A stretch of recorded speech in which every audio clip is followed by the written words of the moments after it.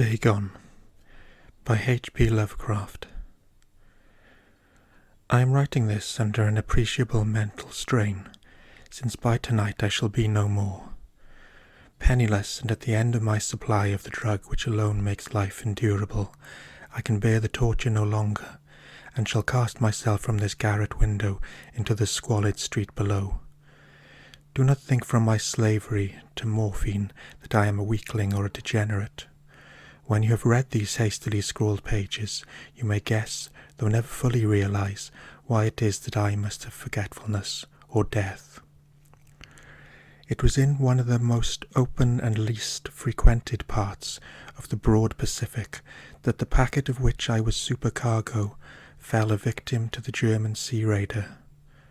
The Great War was then at its very beginning, and the ocean forces of the Hun had not completely sunk to their later degradations, so that our vessel was made a legitimate prize, whilst we of her crew were treated with all the fairness and consideration due us as naval prisoners.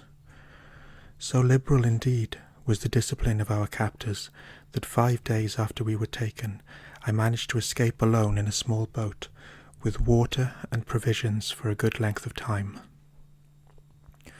When I finally found myself adrift and free, I had but little idea of my surroundings. Never a competent navigator, I could only guess vaguely by the sun and stars that I was somewhat south of the equator. Of the longitude I knew nothing, and no island or coastline was in sight.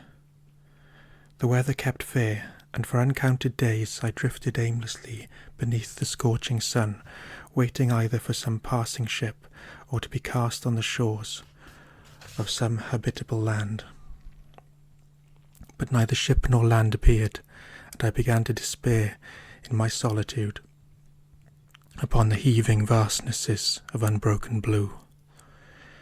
The change happened whilst I slept. Its details I shall never know, for my slumber, though troubled and dream-infested, was continuous. When at last I awaked, it was to discover myself half sucked into a slimy expanse of hellish black mire which extended about me in monotonous undulations as far as I could see, and in which my boat lay grounded some distance away.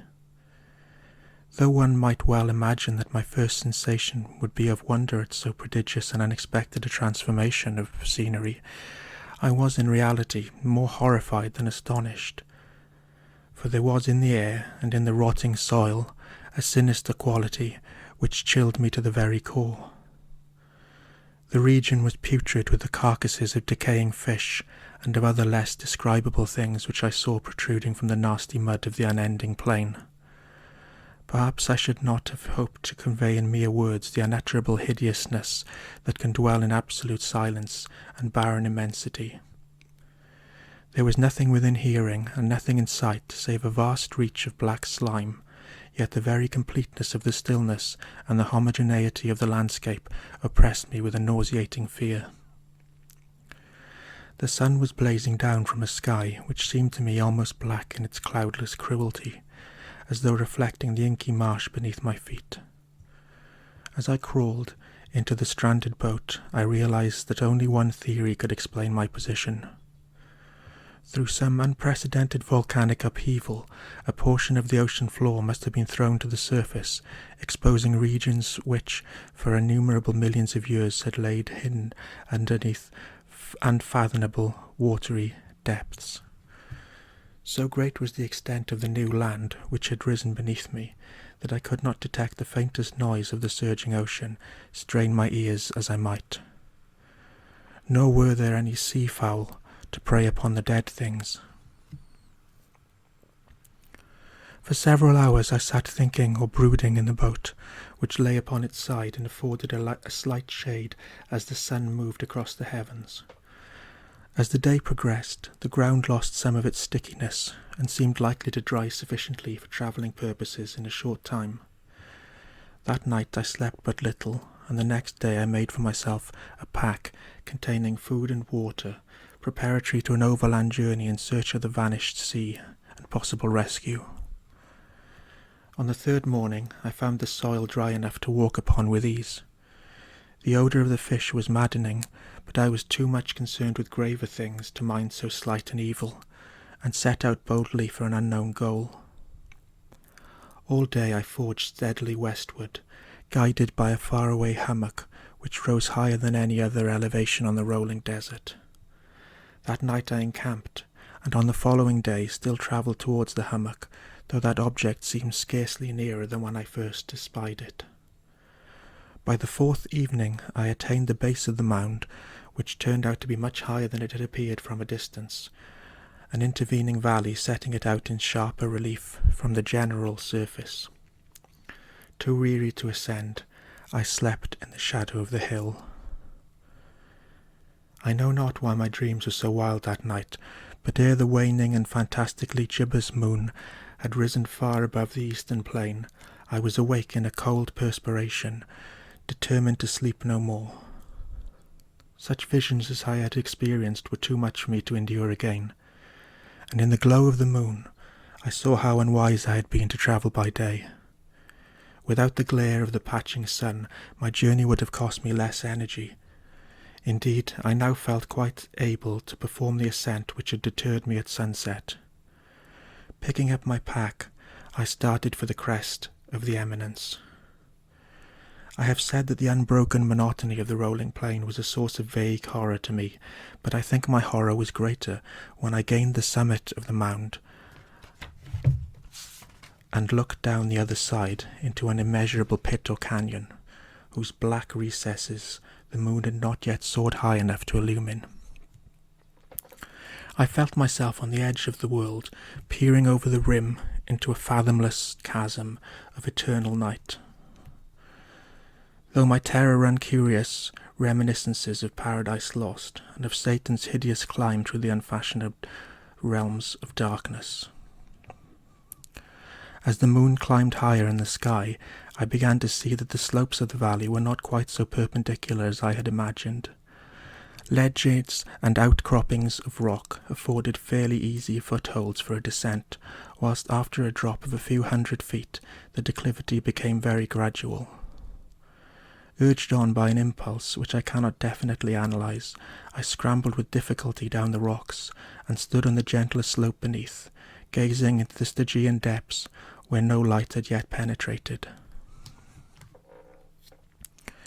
All at once my attention was captured by a vast and singular object on the opposite slope, which rose steeply about 100 yards ahead of me, an object that gleamed whitely in the newly bestowed rays of the ascending moon.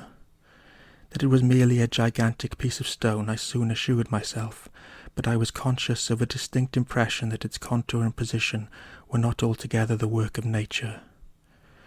A closer scrutiny filled me with sensations I cannot express, for despite its enormous magnitude and its position in an abyss which had yawned at the bottom of the sea since the world was young, I perceived beyond a doubt that the strange object was a well-shaped monolith whose massive bulk had known the workmanship and perhaps the worship of living and thinking creatures.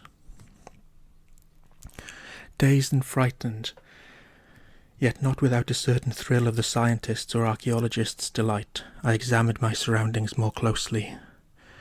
The moon, now near the zenith, shone weirdly and vividly above the towering steeps that hemmed in the chasm, and revealed the fact that a far-flung body of water flowed at the bottom, winding out of sight in both directions, and almost lapping my feet as I stood on the slope.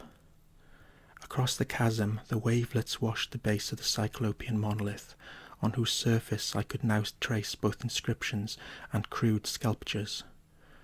The writing was in a system of hieroglyphics unknown to me, and unlike anything I had ever seen in books, consisting for the most part of conventionalized aquatic symbols such as fishes, eels, octopi, crustaceans, mollusks, whales, and the like. Several characters obviously represented marine things which are unknown to the modern world, but whose decomposing forms I had observed on the ocean-risen plain. It was the pictorial carving, however, that did most to hold me spellbound. Plainly visible across the intervening water, on account of their enormous size, were an array of bas-reliefs whose subjects would have excited the envy of a Doré. I think that these things were supposed to depict men, at least a certain sort of men, though the creatures were shown disporting like fishes in the waters of some marine grotto, or paying homage at some monolithic shrine which appeared to be under the waves as well. Of their faces and forms I dare not speak in detail, for the mere remembrance makes me grow faint. Grotesque beyond the imagination of a Poe or a Bulwer, they were damnably human in general outline, despite webbed hands and feet, shockingly wide and flabby lips, glassy, bulging eyes, and other features less pleasant to recall. Curiously enough, they seem to have been chiselled badly out of proportion with their scenic background, for one of the creatures was shown in the act of killing a whale, represented as but little larger than himself. I remarked, as I say, their grotesqueness and strange size, but in a moment decided that they were merely the imaginary gods of some primitive fishing or seafaring tribe, some tribe whose last descendant had perished eras before the first ancestor of the Piltdown or Neanderthal man was born. Awestruck at this unexpected glimpse into a past beyond the conception of the most daring anthropologist, I stood musing whilst the moon cast queer reflections on the silent channel before me. Then suddenly I saw it. With only a slight churning to mark its rise to the surface, the thing slid into view above the dark waters. Vast, Polyphemus-like and loathsome, it darted like a stupendous monster of nightmares to the monolith, about which it flung its gigantic scaly arms, the while it bowed its hideous head and gave vent to certain measured sounds. I think I went mad then. Of my frantic ascent of the slope and cliff, and of my delirious journey back to the stranded boat, I remember little. I believe I sang a great deal and laughed oddly when I was unable to sing. I have indistinct recollections of a great storm some time after I reached the boat. At any rate, I know that I heard peals of thunder and other tones which nature utters only in her wildest moods. When I came out of the shadows, I was in a San Francisco hospital, brought thither by the captain of the American ship which had picked up my boat in mid-ocean. In my delirium, I had said much, but found that my words had been given scant attention. Of any land upheaval in the Pacific, my rescuers knew nothing, nor did I deem it necessary to insist upon a thing which I knew they could not believe. Once I sought out a celebrated ethnologist, and amused him with peculiar questions regarding the ancient Philistine legend of Dagon, the fish god, but soon perceiving that he was hopelessly conventional, I did not press my inquiries.